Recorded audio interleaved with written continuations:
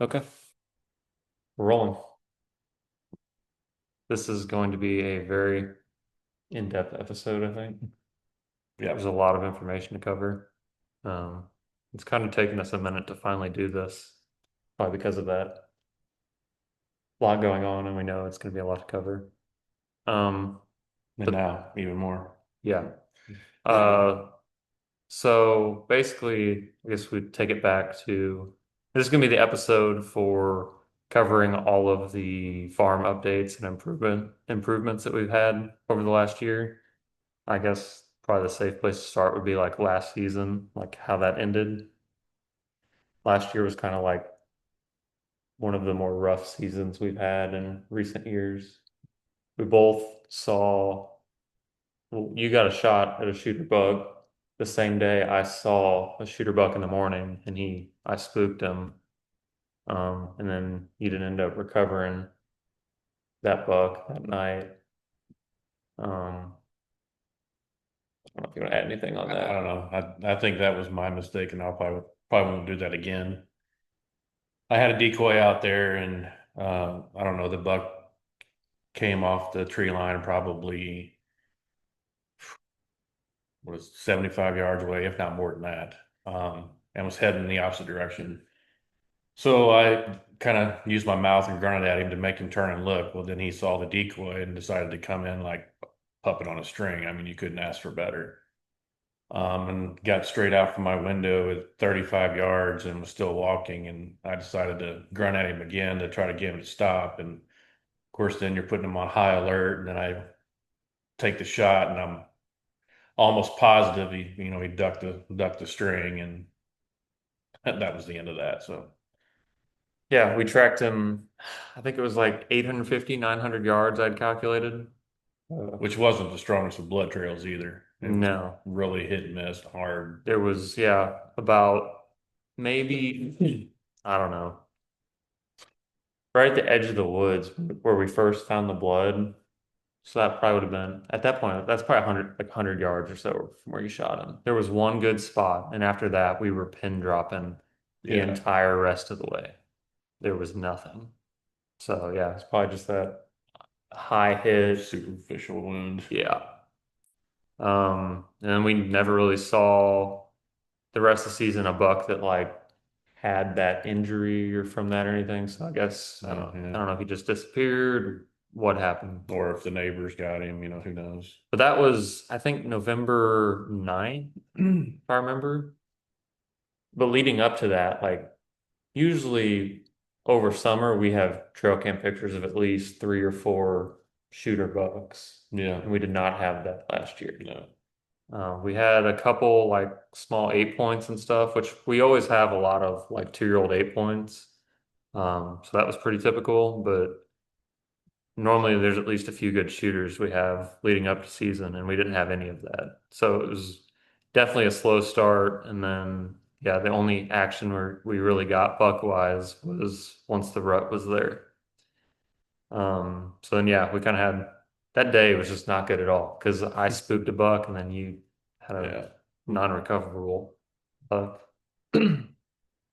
Then after that, we didn't, other than the management buck you took off the neighbors, that we didn't see any other like shooter bucks No, at all. no, not at all. It was a long, hard, rough season.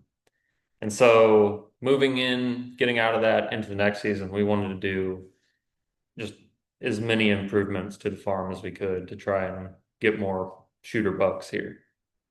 Um, I don't know if that was necessarily the problem last year or if it was all I mean, for one, there has been a lot more pressure around here in recent years. There's a lot more hunters than there used to be. Yeah, for sure. And then two, we have the additional pressure of all the CWD management stuff now that like our rifle season's 3 weeks long. They're shooting all these deer in February after the season.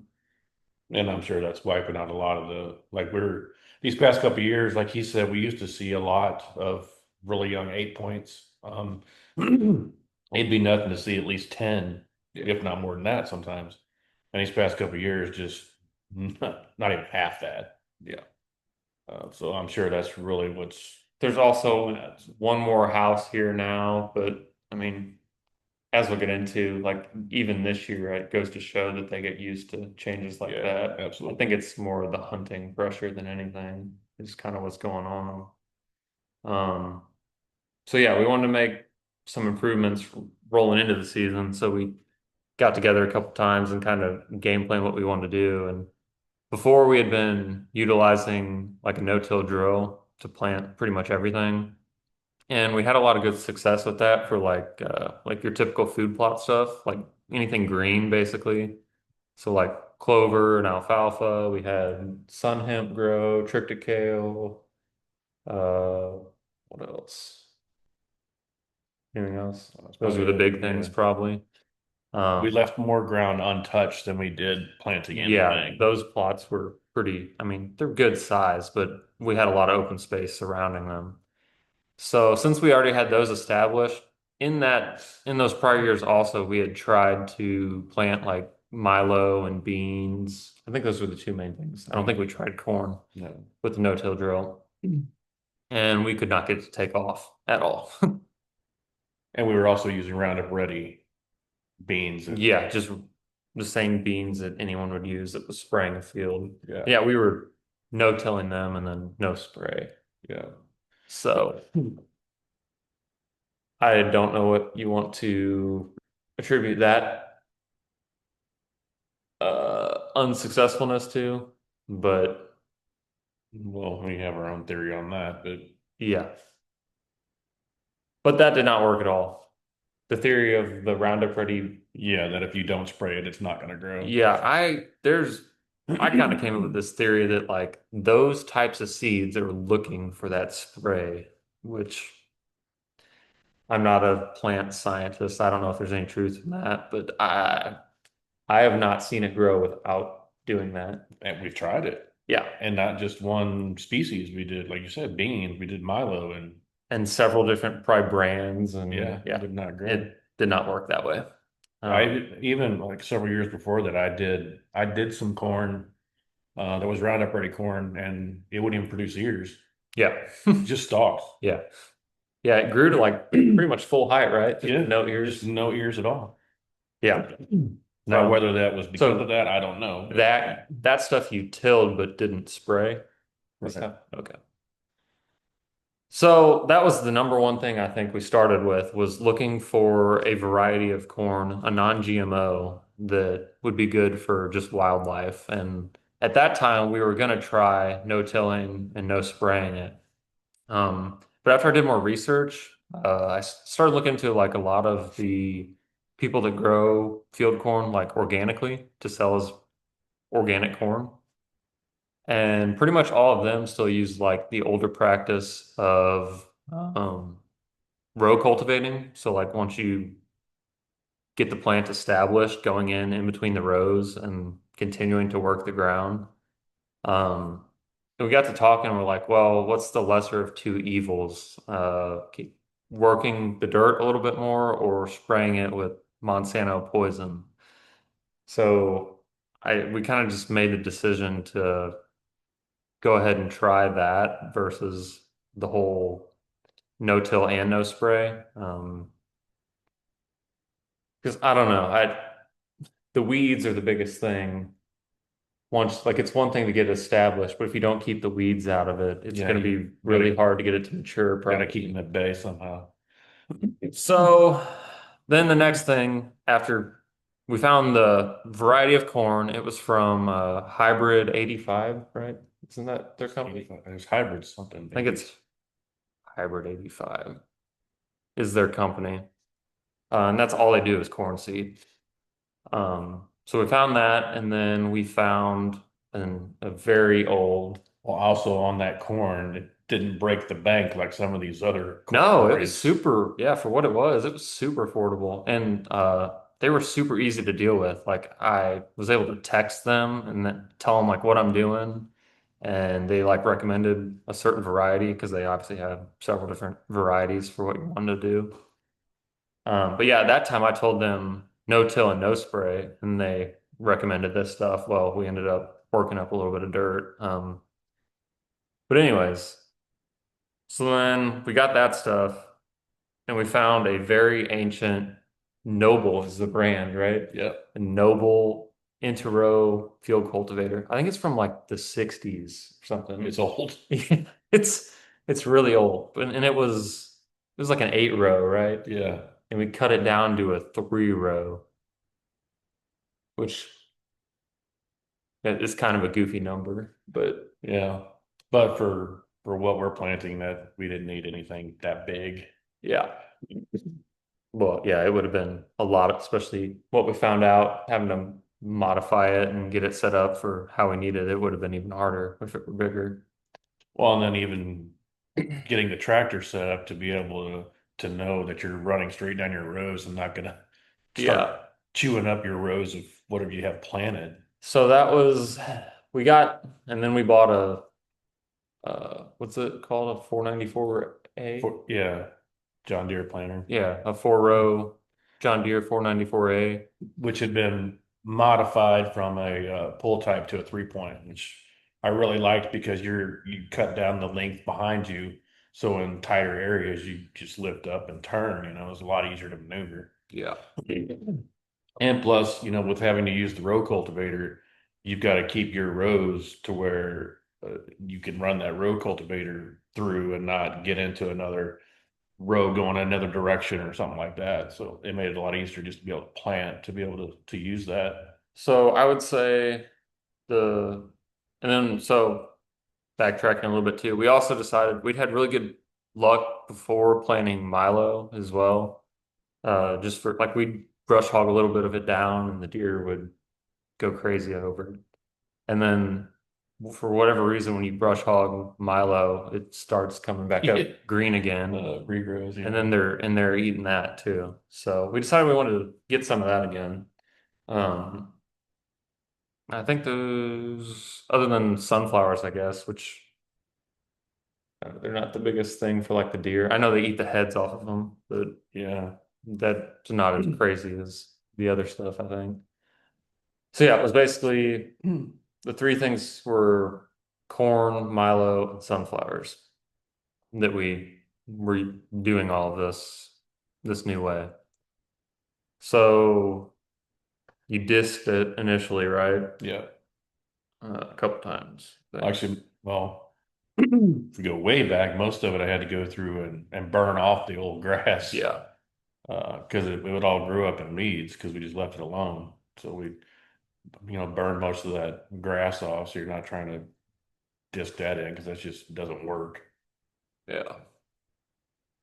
So disk that in and then end up uh So I you started, it was May 9th is when I planted. well you fertilize first, Well, I right? did fertilize first, yeah. Yeah. After, So that was another thing we weren't doing before either with the no-till stuff that might have helped. I don't know. But yeah, so I actually went through and dissed it all first, and then because it had been years since the ground had been broke loose, and then went through and spread fertilizer, and then dissed the fertilizer in. yep. And then you planted what? May, what'd you say? May 9th is when I planted uh, most of it. And so we weren't, I guess, the most prepared. I mean, we didn't really know, should have known, but we didn't, and weren't really the most prepared going into that. We were just kind of like chasing a rain and wanted to get it into the ground, and we didn't have like a proper marking system set up on the tractor, and it was really hard to like space and follow your rows. So I'd say that was our biggest mistake this year was not having that set up initially. Yeah, Um, which we do now. yeah, that was added almost instantly after doing all Yeah. that. But then within a week it was popping up, right? Yeah. Like, And also, after planting most of it, I still had some sunflower seed and some corn left over.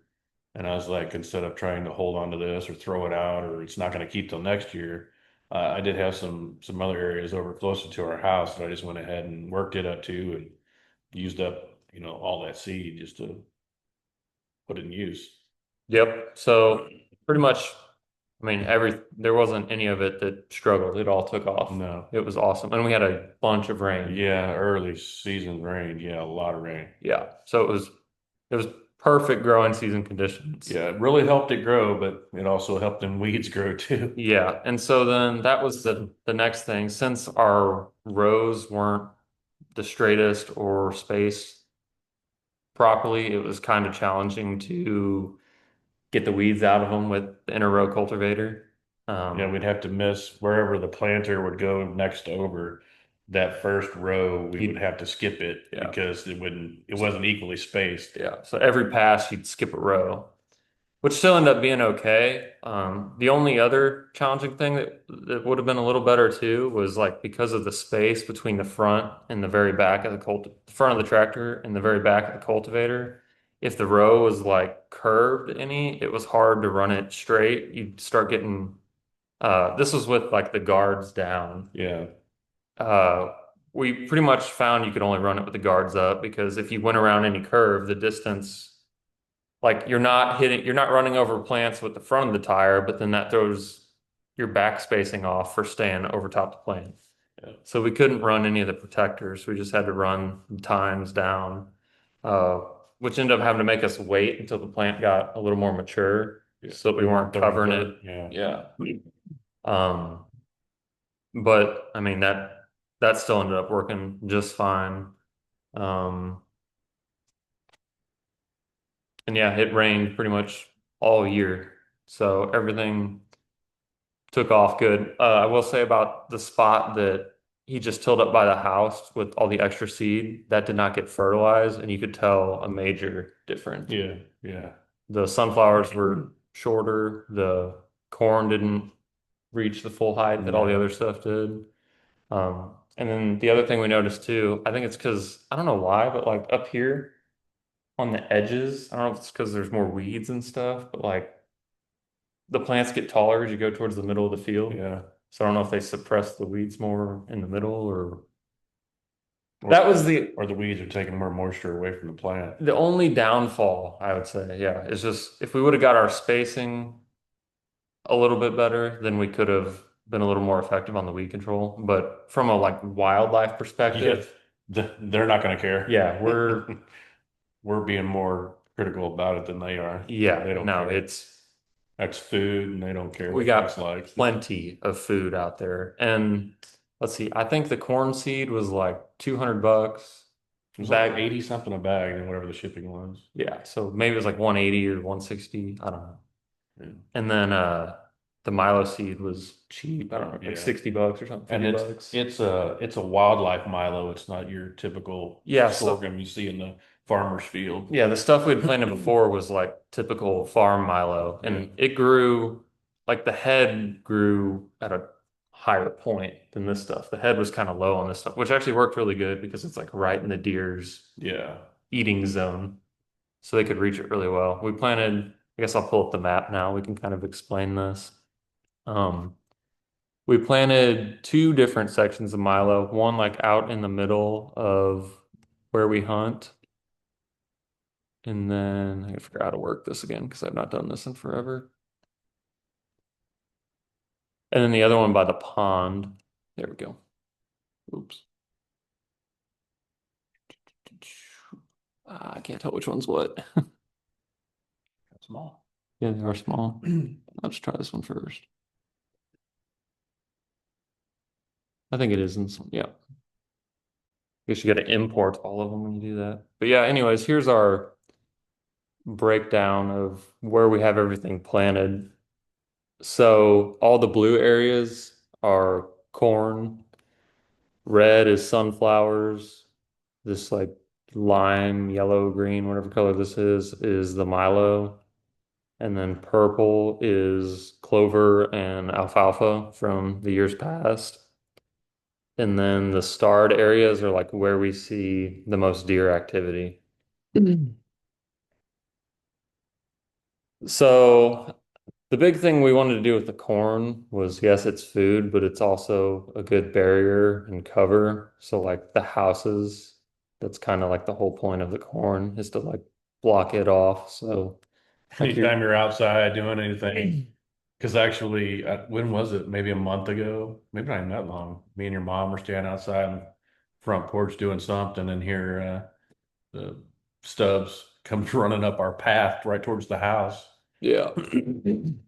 I mean, that we couldn't do anything about. He ended up going around the corn, but that was the problem we had before is the deer just see you even all the way across the field. So. Yeah. So yeah. One thing I will say that's gonna have to change for next year, probably. Of course, I don't know. I mean, it's worked so far, but the Milo in the center strip where we hunt, it's very hard to like see Yeah, around. just kind of on a knoll. But the nice part about it is it basically divides like the plots into two different sections. So I know deer kind of like rooms and they get curious and they want to go to like the next room. And so you cut like some travel paths through it for them to do that. Yeah, I cut a diagonal path right through the middle of it, which kind of points towards the corner where that star's at. And then also I mowed a path straight down the middle of the whole entire length, which I they're using that. I happened a couple nights ago, so. Yeah. That kind of leads us into when we started getting deer activity. And people might think we're a little crazy too, but especially more so way we started this year is Jacob and I we're only like 57 yards apart when we bow hunt. Yeah. We can see one another, but because of the way the deer travel, uh, that's the reason why we do that. Okay. Now we can play it after slight technical difficulty. So we were in Hawaii at this point. And these are the first pictures we get of bucks showing up on camera. And this is at the old mineral site that's like right in front of my stand. Uh, And you can look in the background, you can see the roll around blind I built. That's where I hunt from too. yeah. So the buck that's kind of like in the center of the picture, the closest one, is like a big older 8 point. And this is a video here, so I'm gonna let it play. And then the one in the back, at this point he's kind of looking like he's gonna be a 10 point. But he's a little bit younger deer. But you can just tell like the one is a more dominant older buck. Log log. He's kind of pushing the other one around a little bit. So we're in Hawaii, doing our vacation, our axis deer hunt, all that, and these pop up. So we're both stoked. Of course, we're in a completely different time zone, so it's at like some random, like, Just 5 hours difference. yeah. Um, so yeah, that was pretty cool. Pull these up a little bit bigger. So then the smaller buck, uh, just throughout the year, we kept getting a lot more pictures of him. This is him here. And so the biggest like distinguishing thing is like his left main beam. It kind of has like it looks like it's going to be a split. Um, so that was the easiest way to identify him throughout the year. And then his brow tines kind of looked like if you'd made like two thumbs up, that's kind of what they reminded me of whenever I saw him like straight on. So we kept watching him throughout the year, and he was like a homebody buck. He showed up pretty much every day the entire year. Sometimes like 2 and 3 times. Yeah, especially early on. Yeah, it was like he'd come out at like what's it, 5:50. So he might come out then, and then come out like 9, and then come out at 12. He'd come out 3 in the morning, 6 in the Yeah. morning, and then like that daytime hours you wouldn't see You him. could kind of tell he made it his home range. Yeah, it was really cool. And it's so I guess the only bucks that have ever really done that were Big Poppy and then the Sheriff, I would say, for Yeah. the most part, that were that consistent. Um, Usually we just get like intermittent pictures of most of our bucks. So these are the ones I think are always the coolest. They're always the ones I'm after because they live here. So they're just the coolest in my opinion. So then the other bigger buck, those first initial pictures of him, those were the only ones that we had got for a very long time. Um, so we pretty much we knew going into the season this one shooter that kept showing up. Um, Let me see which picture this is. Yeah, this is a cool one. There's a million pictures on here, but I'll just pick a few of them. That way it's not me searching through pictures the whole time. So one thing we did notice about our homebody buck, as the season went on, his antlers developed into like what would be like a 10-point frame, but his that one that looked like a split on the left main beam, it like I don't know if he damaged it or what happened, but it basically like broke off. Yeah, Um, if you look close there, you can. yeah, you can see it, it's missing. Yeah. I can't really zoom in here. Oh, and also speaking of the way we change things, if you look there, he's at a water hole that we Oh, added. that was also another big addition because Yeah. this was the key attraction for this buck. Yeah. He came into the field, yeah, he liked the mineral spot, but his favorite thing was the water. Yeah. Every day he stopped there to get a drink, especially in the hot days. Yeah. And this is in the very back corner of our property, which, yeah, we have a pond, but since we were seeing a lot of the deer activity back there, we just thought, let's try putting in a water hole to see how well that's going to work, to where they could just have to come here, eat and drink, Yeah. not have to go clear across property. So, Yeah. Take a lot of the pressure off of them. and everything is using it. Yeah. Bucks, does, I mean, everything. Raccoon. Raccoons, yeah, frogs. Yeah. That's what they say. Improve the habitat for one species, We do improve it it for for all of all. them. Yeah, Yeah. for sure. Um, so yeah, this is right in the corner, and then that corner backs up to another giant cornfield. It's like 100-acre cornfield, and then attaching to that is our giant section of woods to the north of us. And I've mentioned it before, but like our property is basically like a big social property that splits a giant section of woods to the north and a giant section of woods to the south. So ours is just kind of like a social ground in between like big, thick timber. But what we noticed, like with the sheriff too, was when he was such a homebody buck, the field next to us was planted in corn. And so I think that helped a lot with like the extra security right Hmm. close by. He felt super safe just because the woods coming out of that big woods, like onto our property, just like a super narrow strip. And so to have that extra cover on the other side, that I feel like they just felt a lot safer. They had a little travel corridor to get out onto our property to be social, get water, mineral, all that stuff. Hmm. Um, but yeah, this picture's from what is that? Oh, 10 days ago, 9 days ago. So we had pictures, I mean, pretty much every day, except there was like a 3 week section where we didn't get any pictures of him. Yeah. And I started freaking out. I was like, oh man, he's already gone. Like, and then just one day, just it was like right back to the old routine. Every single day, he just started showing up. That was probably, I don't know, maybe the beginning of August, sometime late summer. It was just a 3 week stint where I didn't have any pictures of him. And then yeah, he just showed right back up at the water hole like he always did.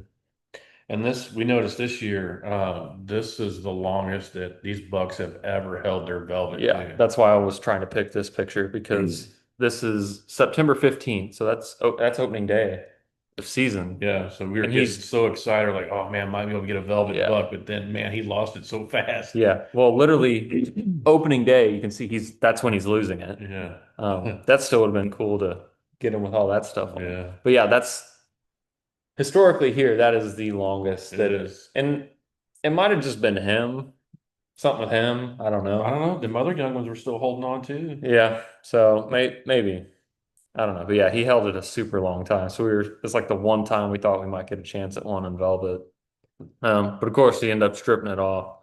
But anyways, the other reason I want to pull up this picture is because it shows it really well that his left main beam where it's like broke off, it's basically just the 4 points on that side of what would be normally five.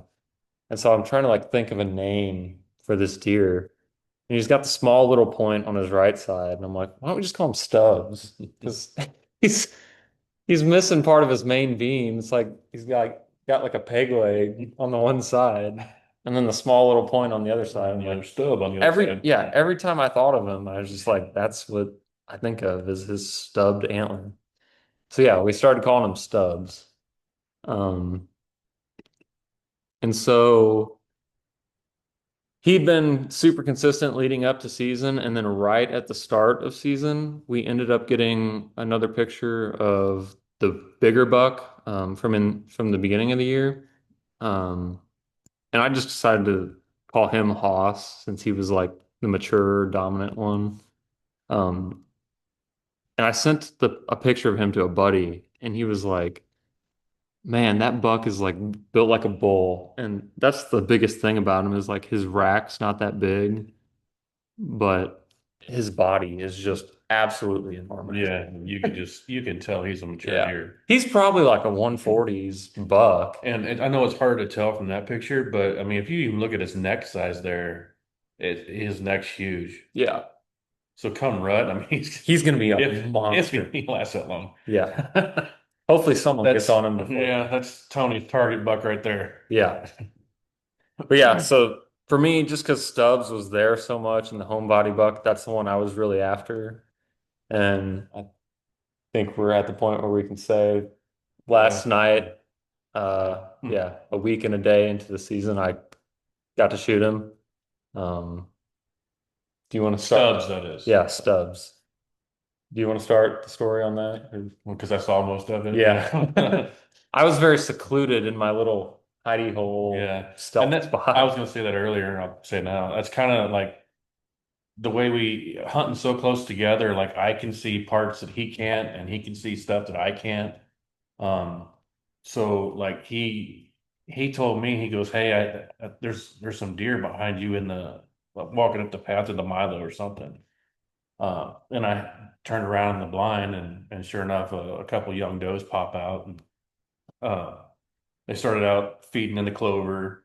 One of them went all the way over to the edge of the woods where he hunts. I was obviously standing there eating on acorns for the longest time, while the other one stayed out eating on clover. So they started making their way towards Jacob, and I'm, turn around watching them, and I'm telling him, hey, these two does are coming your way, just so he had a heads up. And I happened to turn back around to the north out the other window, and here Stubbs is just standing there, probably 45 yards from me, just looking at me. I was like, oh no, he must have saw me move in there. So I just stayed real still, and he kind of settled down, and I slowly sat down, reached up for my crossbow just to get ready. Well, then for some reason he started trotting like right up towards Jacob, and I'm like, oh my gosh, and I couldn't. We used walkie-talkies, and I didn't want to say anything because I didn't want the deer to hear or see Jacob do something at that time. Because when he first came out, he couldn't see him. Um, but then he started trotting up towards Jacob, and then I mean, it was like wham bam. It happened so fast. Yeah. He got right out there in front of him, and that's when he stopped, and I saw Jacob take the shot, and I kept my eyes on him, just following him, and watched him drop right out in the field. So you can give him your aspect from where you were. Yeah. I mean, that pretty much summed it up really well.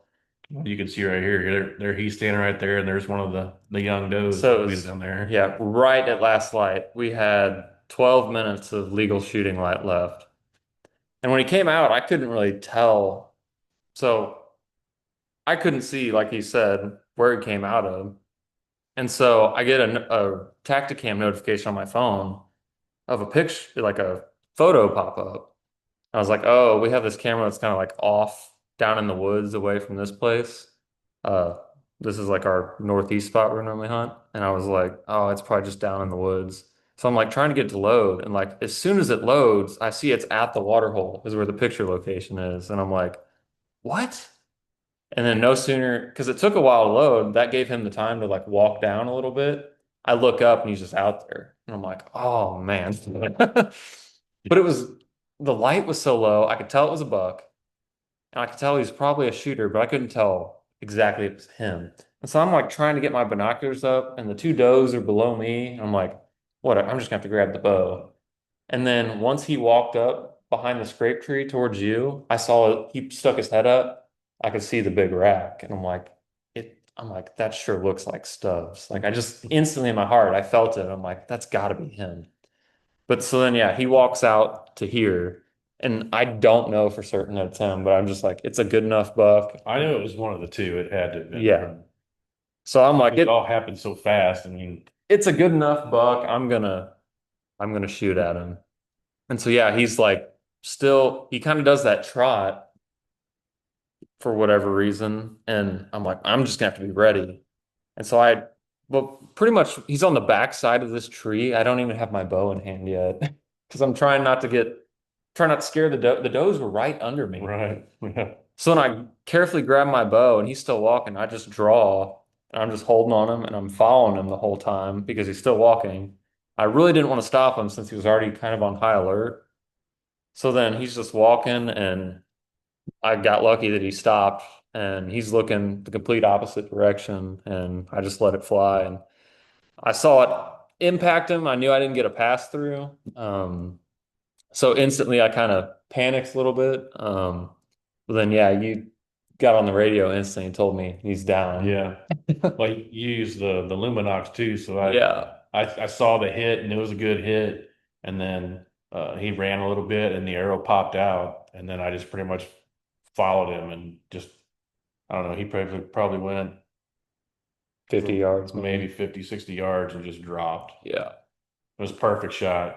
So I got lucky too that I one, it was low light, and two, it happened so fast, like it always does, that I didn't have time to get the big camera going. But I think it would have been too low light for it to show up anyways. Yeah. But luckily, he was standing directly in front of the trail camera, Yeah. so Nice. I Yeah. got the kill shot here. I'll play it.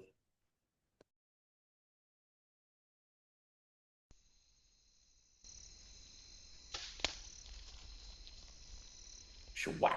Yeah. So you could tell there it took out his offside leg. Yeah. Yeah, he put his head into the dirt. Um, so yeah, it just ended up working out perfect. Which we didn't realize that until we were uh, taking care of him last night, Yeah, so getting him in the what. arrow went all the way to the opposite side leg and then came pop right and almost instantly popped right back out. Yeah. He ran maybe 10 feet and it popped back Yeah. It was out. probably by the time we probably got out of that frame is when it spit that arrow out. Yeah. And so the arrow was just laying there. It's kind of crazy that it was still facing this direction of like if he would have shot it. Yeah. And I'll pull up the picture of us with him.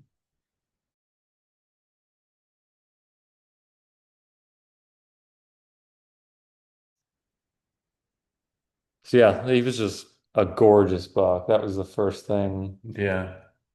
And just like chocolate horns. I mean, Yeah. that's awesome too. I don't Usually all know. these bucks are like, lighter horns or Yeah. antlers, I'm sorry. And his hide was just absolutely Oh, it's perfect. beautiful. I think so. I got to thinking, like, neither of us have really killed a deer in September. But, like, that's probably why we are so amazed by it. It's Yeah. because it's completely different.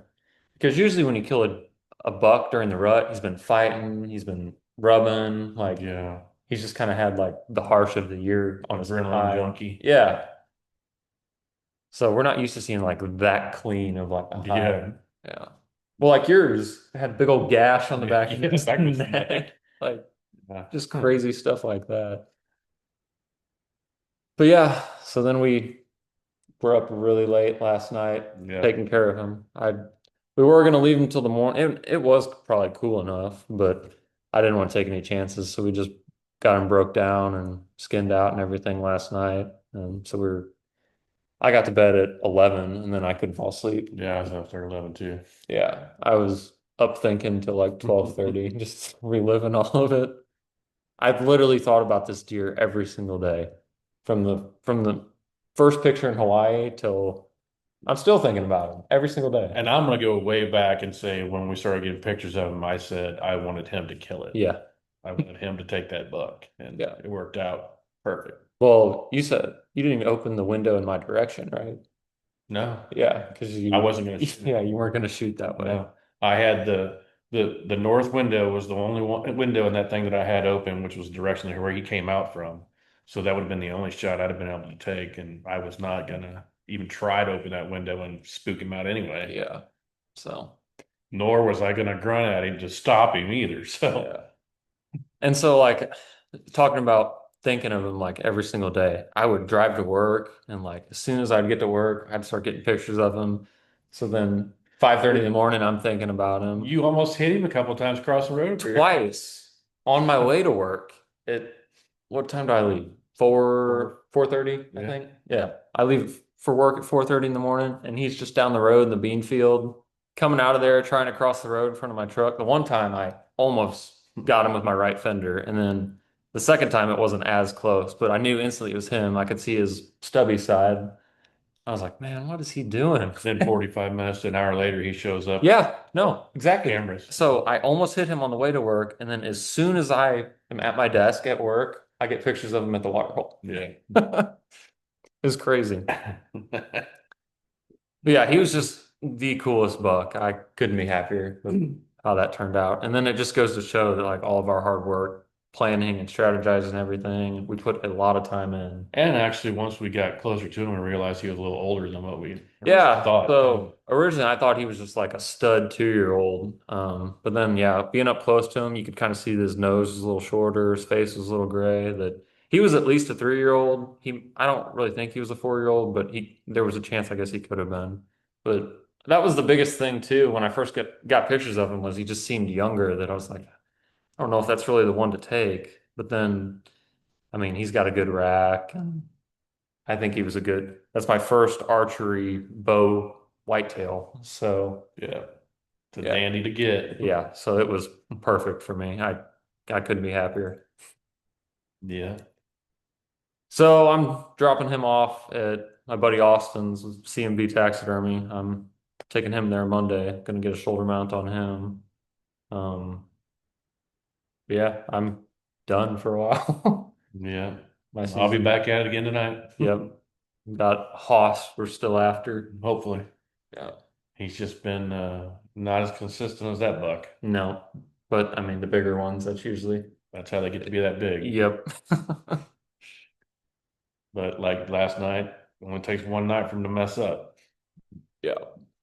Yeah, I'd say I feel like anyways, the extra cover from having tall crops and the water hole were the two best things Yeah. this year. I don't even think food wise it mattered. Just having those two things is Good what got that cover. deer. Yeah. Yeah. Yeah, because I mean, pictures we had of him, he wasn't really coming out there eating anything. No, Wasn't eating in the it clover. was either mineral or water. Yeah. And then it started at mineral and then progressed to water because I think the Then it water. started getting real hot Yeah, I and think the dry. water was really hot, like in the very heat of the day. So then it kind of progressed more. Like once the evenings and stuff started cooling down, he'd go out into the water. And since it's been dry for so long, it's a lot of the other water sources that might have been in the woods weren't there anymore. Yeah. The other thing I want to talk about, which I mentioned to both you and Stacy last night, was people. I mean, I guess there's two different perspectives on it, but a lot of people will wait until they get a daylight picture of their target buck and then get in the woods after him. Whereas I knew he was in there consistently every day, so I was just going to be there when he showed up. You have to. I think that was the other critical good call. I mean, some of those days were still like 90 degrees and I was Yeah. out there, Well, I but said that earlier. I'm like, you can't kill him if you're not out yeah. there, even if it is 90 degrees. Well, and when I killed him too, it had been raining all day. Like it wasn't nice weather, Yeah. nice cool fall weather. Yeah. It was kind of That's nasty. nasty. Yeah. Um, but traditionally at the farm, that's how it always used to be. We would only kill deer when it was nasty That's for out. sure. Yeah. So the last few years, it hasn't been the case. But like I said, with the extra cover and all that, it's kind of returned more to how the farm used to be. That probably helps. And then also like except for the sunflowers, I've already taken them out because they were done, but the milo and the corn is all going to stay in all year long. We're not harvesting it or taking any of that out. So Yep. they're going to have food Yeah. We in might next year. strategically knock some of it down at certain points, but um, yeah, the big thing on the corn, I think it's just the cover. Because I mean, I know it's not there all year long, but it's there the time you need it. Yeah. But yeah, But the food will be there later in the year. yeah, 'cause The it's the cover's best of going to both worlds. yeah, the cover's going to decrease a little bit just because the stalks are going to break down and Yeah, all that, but that food will still be there. yeah. So, I didn't notice either too, like how much clover was out in this part of the Yeah. field. Yeah. He kind of died like on the south side of the field, and I didn't even realize we had that much clover out there still. Yeah. that's pretty close to the edge of where I want to do something different too. So, Yeah. yeah. Okay. That's the farm updates and the story of Stubbs. Do you want to talk about that stuff now? So I'm She used that one last night. yeah. UPS. Doing a podcast. Yeah. Probably like, who are they talking to? Why didn't you come to the door and get this package? Yeah, So let me put it on the screen. Keep going. I don't know how many years ago it was, and if I was to say, I'd be wrong. But my wife got into roses. She has a lot of roses and has met a lot of people on Facebook and other places like that, all over the country that have roses in these groups and whatever. So um, she met this one lady in Ohio that we've through travels of going different places to get roses. We met them and their family and. Uh, they have two young boys, one's 16, one's 13. And it was, I want to say it was roughly 3 years ago because I'm not exactly sure. We went out there on a trip to get roses, and the oldest boy started getting into making knives. He's fiddling around with some steel and, trying to switch stuff and starting to make knives. And we've got this here that he made out of a piece of rebar and he gave that to me a few years ago. And let me tell you, this this little dude is sharp, really sharp. So really impressive, just what he did with a piece of rebar. And then, uh, That's the one I was just saying. I wish we would have, because I like, for skin and deer, I like really small blades. I don't know why, but just easier to maneuver around. I should have used that, tried yeah, that I one. didn't even think about that. Yeah. Yeah, we have to put that in the arsenal. Yeah. So then I want to say probably within the past year and a half, maybe 2 years, he has really progressed with his knife making, and started making a lot of knives himself. I mean, by hand. Um, so then I told him it was a while back that I wanted him to make me a knife, um, for especially for deboning deer because we've got some knives that we use and they work. They're They're just not, cheapies. yeah, they're just not the greatest. So I wanted him to make me a knife especially just for that. So he uh, he made me this knife here, um, stainless steel blade, and I forgot all the information on what the grip and all that stuff is. But this is all completely handmade. Uh, the steel, everything. Keep it closer there. It's got a deer on it, right? Yeah, Yeah. right in the middle there. Yeah. Show the other side because this guy's logo on it. Oh yeah.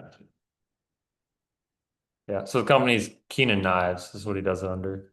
Yeah.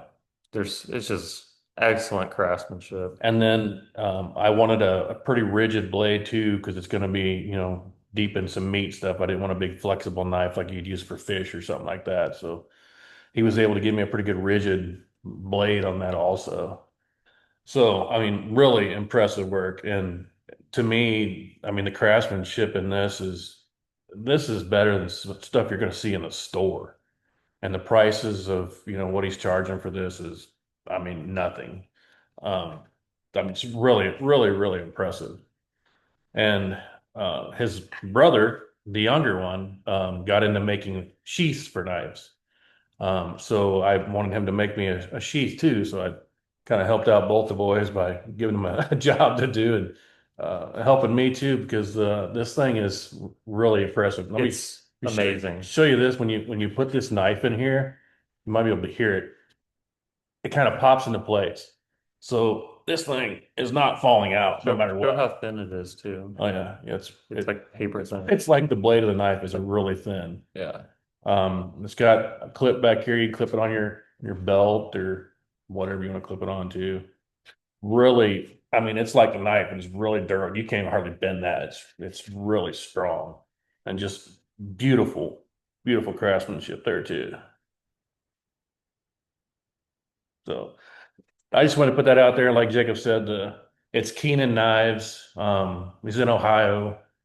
You can, they have a Facebook page. Yeah, I'll link it in the video description. Um, I know he's made a lot of knives for a lot of different people. Actually, I just saw a recent post from a gentleman that bought some paring knives from him that was really impressed with what he got from him compared to some other ones that he had bought in the years Yeah. past. I did a side-by-side picture of them yesterday. Um, with like Aaron Snyder posted some pictures of Montana Knife Company knives that he was using on a hunt. And I mean, obviously don't know like application wise, but just visually, like the craftsmanship's right there. And they're the number one hunting knife company right now. Yeah. These knives are ridiculous. I say it every time it gets brought up. I'm like, that kid just needs to stick with this because this is something like really special. They're impressive. And I'll just go ahead and say the knife was 150 and the sheath was 30 bucks. I mean, that's He's way too cheap. yeah, So that's dirt cheap. don't expect that if you're, because I would persuade this kid to charge more than double that. Yeah, it's just amazing.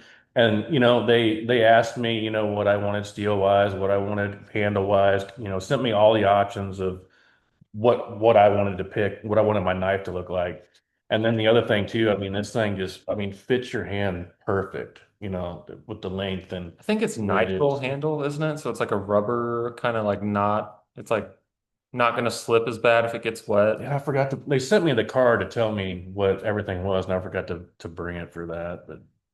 Yeah. Um, but yeah, just amazing that a 13-year-old and a 16-year-old made this by hand Yeah. at home in their garage. It's just amazing. Yeah. It's a Just lot. amazing. And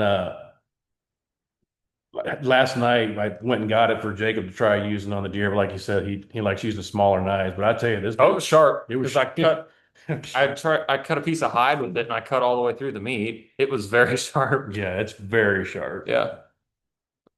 So just wanted to share that. If you need knives, you can Yeah. either I would reach out to him. yeah, Keanen knives or After last night, I was like, man, I kind of want him to make me a small one for like breaking down deer and stuff. yeah, That was gonna work good right there. for fish too.